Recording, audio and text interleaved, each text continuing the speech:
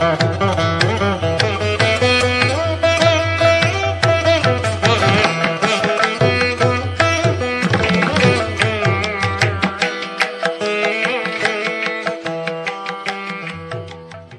ಓಂ ಗುರುಭ್ಯೋ ನಮಃ. ಆತ್ಮೀಯರೆಲ್ಲರಿಗೂ ಕೂಡ ನಮಸ್ಕಾರ. 2025 ನೂತನ ವರ್ಷ. ನೂತನ ವರ್ಷಕ್ಕೆ ತಮ್ಮೆಲ್ಲರಿಗೂ ಸಹ ಶುಭಾಶಯಗಳು. ನೋಡಿ, ಶುಭಾಶಯಗಳು ಅಂದ ತಕ್ಷಣವೇ ಪ್ರತಿಯೊಬ್ಬರ ಒಂದು ಮುಖದಲ್ಲೂ ಕೂಡ ಸಂತೋಷ, ನಗುವಿನ ಮುಖ, ಮುಗ್ಧತೆ, ಒಂದು ಚಿಗುರು, ಸಂತೋಷ. ನೋಡಿ, ಸಂತೋಷದಲ್ಲಿ ನಾನಾ ವಿಧವಾದಂತಹ ಒಂದು ಸಂತೋಷಗಳು ಪಡೆಯುವಂತಹ ಮಹಾ ಭಾಗ್ಯಗಳು ಅಂತೇಳಿ ಹೇಳ್ಬೋದು. ಯಾಕೆಂತಂದರೆ ಪ್ರತಿಯೊಬ್ಬರು ಸಹ ವಿಶ್ ಮಾಡ್ತಾರೆ, ಲೈಕ್ ಆಶೀರ್ವಾದ ಮಾಡ್ತಾರೆ, ಬ್ಲೆಸ್ ಮಾಡ್ತಾರೆ. ಇದು ವರ್ಷ ಪೂರ್ತಿ ಇರಬೇಕು, ಸ್ಥಿರವಾಗಿರಬೇಕು, ಅದು ಬೆಳವಣಿಗೆ ಆಗಬೇಕು, ದೀರ್ಘಕಾಲಿಕವಾಗಿರಬೇಕು ಅನ್ನುವಂತಹದ್ದೇ ಈ ಒಂದು ಶುಭಾಶಯಗಳು. ಹಾಗಾಗಿ ಈ ವರ್ಷ ಪೂರ್ತಿ ಗ್ರಹಗಳ ಒಂದು ಸ್ಥಿತಿ ಬಲ ಕಟಕ ರಾಶಿಯವರಿಗೆ ಯಾವ ರೀತಿ ಇರುತ್ತೆ ಅಂತ ನಾವು ನೋಡೋಣ. ನೋಡಿ, ಕಟಕ ರಾಶಿಯವರಿಗೆ ಈಗ ಗುರುಬಲ ಚೆನ್ನಾಗಿದೆ. ಎಲ್ಲಿವರೆಗೂ ಗುರುಬಲ ಕಟಕ ರಾಶಿಯವರಿಗೆ ಚೆನ್ನಾಗಿರುತ್ತೆ ಅಂತಂದರೆ ಮೇ 15ನೇ ತಾರೀಕುವರೆಗೂ, 2025 ಮೇ 15ರವರೆಗೂ ಗುರುಬಲ ಸ್ಥಿರವಾಗಿ ಅಭಿವೃದ್ಧಿದಾಯಕವಾಗಿರುತ್ತೆ, ಲಾಭದಾಯಕವಾಗಿರುತ್ತೆ. ಕಟಕ ರಾಶಿಯವರಿಗೆ ಏನೇ ಮಾಡಲಿ ಲಾಭನೇ.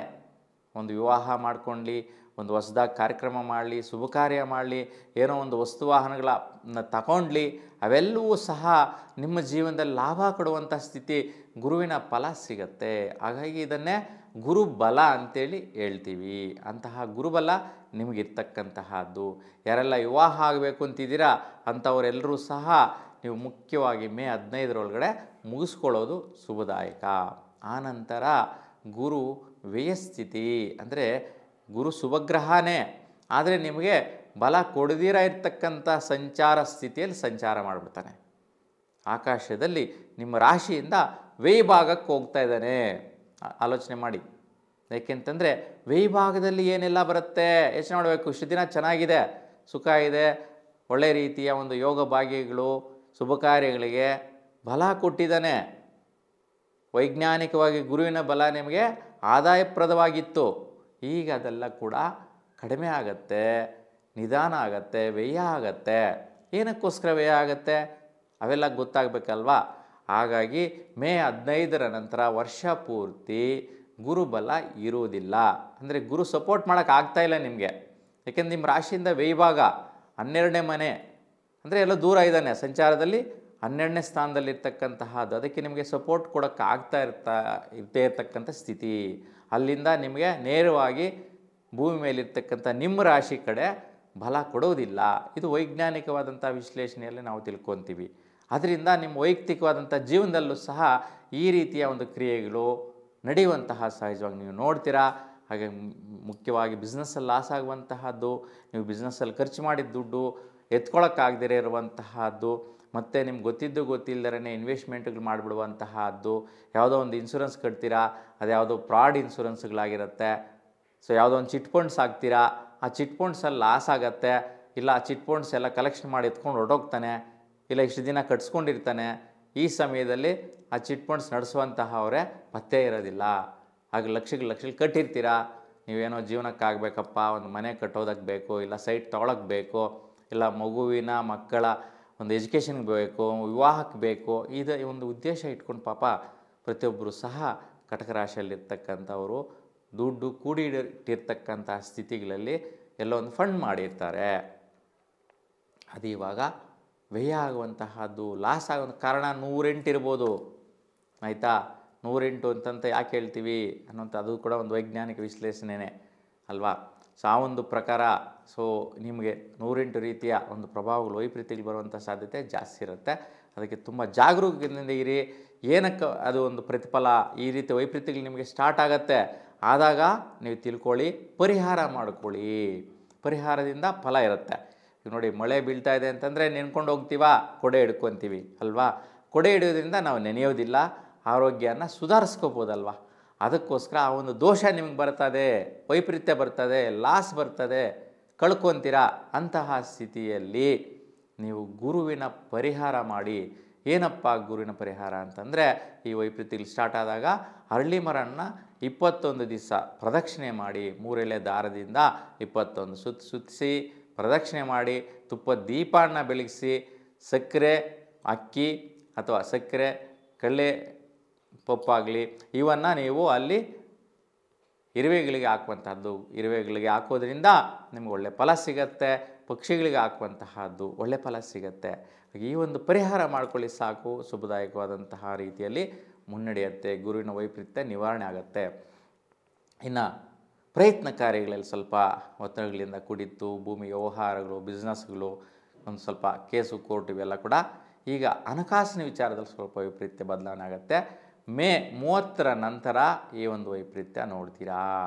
ನೋಡಿ, ಕೇತು ನಿಮಗೆ ಸಿಂಹರಾಶಿಗೆ ಬರ್ತಾ ಇರೋ ಒಂದು ವೈಪರೀತ್ಯ ಸ್ವಲ್ಪ ದುಡ್ಡು ಕಾಸು ವಿಚಾರದಲ್ಲಿ ಗಲಾಟೆಗಳು ಬರುತ್ತೆ, ಟೆನ್ಷನ್ಗಳು ಬರುತ್ತೆ. ಯಾರಿಗೋ ಕೊಟ್ಟಿರ್ತೀರಾ, ಅವ್ರು ಸಕಾಲಕ್ಕೆ ನಿಮ್ಗೆ ಕೊಡ್ತಾ ಇಲ್ಲ, ಅದನ್ನು ನೀವು ತಗೋಬೇಕು ಅಂತಂದರೆ ಅವ್ರು ಕೊಡೋದಿಲ್ಲ. ಏನು ಮಾಡ್ತೀಯ ಮಾಡ್ಕೋ, ನಾನು ಕೊಡೋದಿಲ್ಲ, ಈಗೇನು ಅಂತೇಳ್ಬಿಟ್ಟು ರಿವರ್ಸ್ ಆಗಿಬಿಡ್ತಾರೆ. ಸೊ ಆ ಥರ ಎಲ್ಲ ಆಗುತ್ತೆ. ಇಲ್ಲ ಯಾರಿಗೋ ಚೆಕ್ ಕೊಟ್ಟಿರ್ತೀರಾ, ನಿಮಗೆ ಕೋರ್ಟಲ್ಲಿ ಕೇಸ್ ಹಾಕ್ತಾರೆ, ಚೆಕ್ ಬೌನ್ಸ್ ಆಗುತ್ತೆ. ಅದರಿಂದ ಕೂಡ ದುಡ್ಡು ಕಾಸು ವ್ಯವಹಾರದಲ್ಲಿ ವೈಪರೀತ್ಯ ಬರುತ್ತೆ.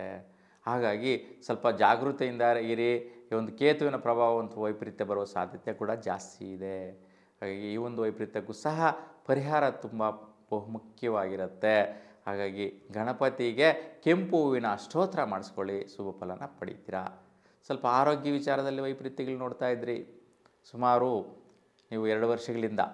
ಆ ಒಂದು ವೈಪರೀತ್ಯ ನಿವಾರಣೆ ಯಾವಾಗಕ್ಕಾಗತ್ತಪ್ಪ ಅಂತಂದರೆ ಮಾರ್ಚ್ 29ನೇ ತಾರೀಕುವರೆಗೂ ಕೂಡ ಆರೋಗ್ಯದಲ್ಲಿ ಸ್ವಲ್ಪ ಸುಸ್ತು, ಆಯಾಸ, ಆಲಸ್ಯ, ನಿಧಾನ, ಸ್ವಲ್ಪ ನೀವು ಮಂದಗತಿಯಲ್ಲಿ ಇರ್ತಕ್ಕಂತಹ ದೈಹಿಕ ಸ್ಥಿತಿ ಇತ್ತು. ಇದಕ್ಕೆ ಸ್ವಲ್ಪ ಶನಿ ಪರಿಹಾರ ಮಾಡ್ಕೋಬೇಕಾಗಿತ್ತು.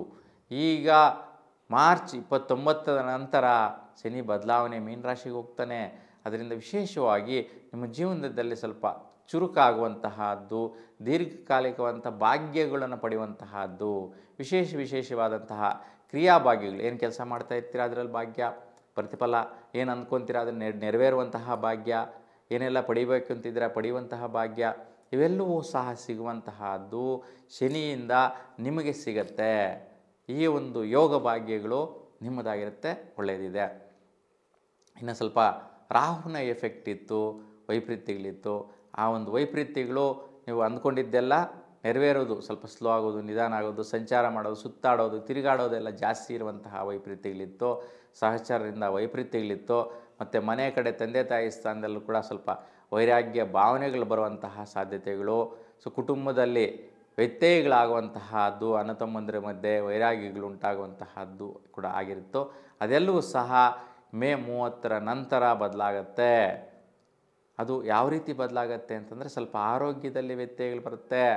ನೋಡಿ, ತಲೆನೋವು ಜಾಸ್ತಿ ಆಗುತ್ತೆ, ವರ್ಕ್ ಮಾಡೋ ಜಾಗದಲ್ಲಿ ಹೆಡ್ ಪ್ರೆಷರ್ಸ್ ಜಾಸ್ತಿ ಆಗುತ್ತೆ, ಒತ್ತಡಗಳು ಜಾಸ್ತಿ ಆಗುತ್ತೆ, ಟೆನ್ಷನ್ ಜಾಸ್ತಿ ಆಗುತ್ತೆ. ಎಲ್ಲಾದರೂ ಬಿದ್ದು ತಗಲಿಸ್ಕೊಂಡ್ರೆ ತಲೆಗೆ ಪೆಟ್ಟಾಗತ್ತೆ. ನೋಡಿ, ತುಂಬ ಜಾಗೃತಿಯಿಂದ ಇರಬೇಕು. ಆರೋಗ್ಯ ವಿಚಾರದಲ್ಲಿ ಒಂದು ಕಡೆ ಶನಿ ಬದಲಾವಣೆ ಆಗೋದ್ರಿಂದ ಫಲ ಬರೋಕ್ಕೆ ಸ್ಟಾರ್ಟ್ ಆಗುತ್ತೆ, ಇಲ್ಲಿ ರಾಹು ಬರೋದ್ರಿಂದ ವೈಪರೀತ್ಯ ಸ್ಟಾರ್ಟ್ ಆಗುತ್ತೆ. ಹಾಗಾಗಿ ತಲೆನೋವು ಬರುವಂತಹದ್ದು, ತಲೆ ಒಡೆಯುವಂತಹದ್ದು, ತಗುಲುವಂತಹದ್ದು, ವಾಹನದ ಆಕ್ಸಿಡೆಂಟ್ಸ್ ಆಗುವಂತಹದ್ದು, ಮತ್ತು ಬೋನ್ಸ್ ರಿಲೇಟೆಡ್ ಸಮಸ್ಯೆಗಳು ಬರುವಂತಹದ್ದು, ಬ್ಯಾಕ್ ಪೇನ್ ಬರುವಂತಹದ್ದು, ಮೂಳೆ ಸಂಬಂಧಿ ನರ ಸಂಬಂಧಿ ದೌರ್ಬಲ್ಯತೆಗಳು ಬರುವಂತಹ ವೈಪರೀತ್ಯಗಳ ಜಾಸ್ತಿ ಬರುತ್ತೆ. ಹೆಚ್ಚಾಗಿ ಒಂದು 50-60 ವರ್ಷ ದಾಟಿರ್ತಕ್ಕಂಥವ್ರಿಗೆ, ಕಟಕ ರಾಶಿಯಲ್ಲಿ ಇರ್ತಕ್ಕಂಥವ್ರಿಗೆ ಈ ಒಂದು ವೈಪರೀತ್ಯ ನೋಡೋ ಸಾಧ್ಯತೆ ಜಾಸ್ತಿ ಇರುತ್ತೆ. ಯಾಕೆಂದರೆ ದೈಹಿಕವಾಗಿ ಬಲಹೀನರಾಗಿರ್ತೀರಲ್ವ, ಆ ಒಂದು ಸ್ಥಿತಿಯಿಂದ ಈ ಗ್ರಹದ ಎಫೆಕ್ಟ್ ಬರುತ್ತೆ. ಒಟ್ಟಾರೆಯಾಗಿ ಈ ಗ್ರಹಗಳ ಒಂದು ಪರಿಹಾರ ಮಾಡ್ಕೊಳ್ಳಿ, ತುಂಬ ಉತ್ತಮ ಫಲ ಸಿಗತ್ತೆ.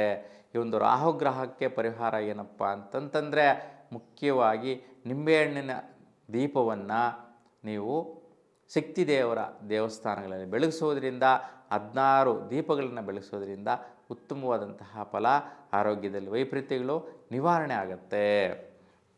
ಹಾಗಾಗಿ ಈ ಪರಿಹಾರಗಳು ಮಾಡ್ಕೊಳ್ಳಿ. ಭಗವಂತ ನಿಮ್ಮೆಲ್ಲರಿಗೂ ಕೂಡ ಈ ವರ್ಷ ಪೂರ್ತಿ ಶುಭದಾಯಕವಾದ ಫಲಗಳು ಕೊಡಲಿ ಅಂತ ಭಗವಂತನಲ್ಲಿ ಪ್ರಾರ್ಥಿಸ್ತಾ, ಎಲ್ರಿಗೂ ಶುಭವಾಗಲಿ. ನಮಸ್ಕಾರ.